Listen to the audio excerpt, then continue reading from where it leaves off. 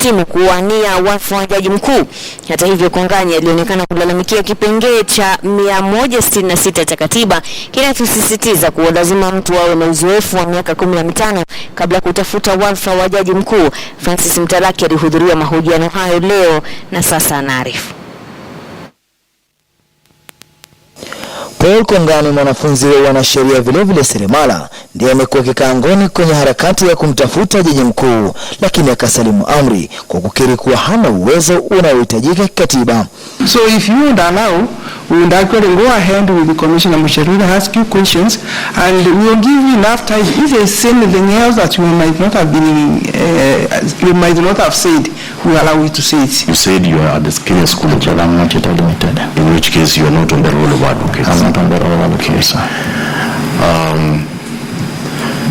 What are you presently doing, Mr. Udoto?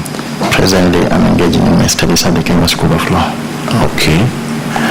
You are not a law lecturer? Not really. And so in terms of the Constitution, yes, sir. Would you say, and you haven't been a judge, of course. Thank you for that. You haven't been a judge or a magistrate? Not really. So would you consider yourself as qualified as far as Article 166 of the Constitution is concerned? Yeah, only with Article 166, there is a provision which calls for experience in any other relevant field of the law. So that's where I based my okay.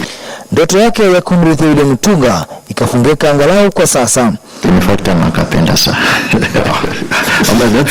Ni kipengele 166 ibara ya 3 kilichozima ndoto hii. Kwa yeyote kuwa jaji mkuu ni lazima awe na uzoefu wa miaka 15 au zaidi katika mahakama kuu au zaidi. Pili, uzoefu huo unaweza kuwa kupitia chuo kikuu tajika, afisa wa mahakama, wakili au wote wanaolingana na wanasheria. Na tatu, miaka 15 au zaidi inayotokana na A na B kwa pamoja. Ningepewa kazi ya jaji mkuu, kwanza ningeangalia katiba ya Kenya, kwa sababu naona namna ilivyo saizi inafungia vijana nje. Vijana hawezi pata nafasi kubwa katika serikali, hasa katika idara ya mahakama ama mambo yote ambayo yanahusu masuala ya sheria katika nchi. Ukiangalia kama hii commission ambayo saizi imenifanyia interview, pia kitambo mtu akae kwa hiyo commission. Pia hili jambo la miaka 15 linatokezea. Kazi kama ya Attorney General Mheshimiwa Gibe Muigai, pia lazima ule ujuzi wa miaka 15 uwepo. Akiwa na umri wa miaka 39, alichukua miaka 11 kukamilisha taaluma yake ya wanasheria. Hii ni baada ya baba mzazi kuaga dunia, kisha akalazimika kufanya kazi ya useremala kwa miaka 5 akijitafutia karo. Kwake katiba imemcheza shere. The Chief Justice requires a 10-year term. So it raises tenure, it raises an issue. Why should I get the experience of 15 years to go and work for 10 years? You see, the first word in the provision is that we Kenyans acknowledge the supremacy of God. If we acknowledge the supremacy of God, then we must live by the rules of God. God has not chosen for us to suffer on earth longer than the way we shall enjoy in heaven.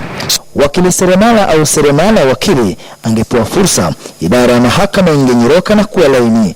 Wakenya katika mitandao ya kijamii wakamtia motisha.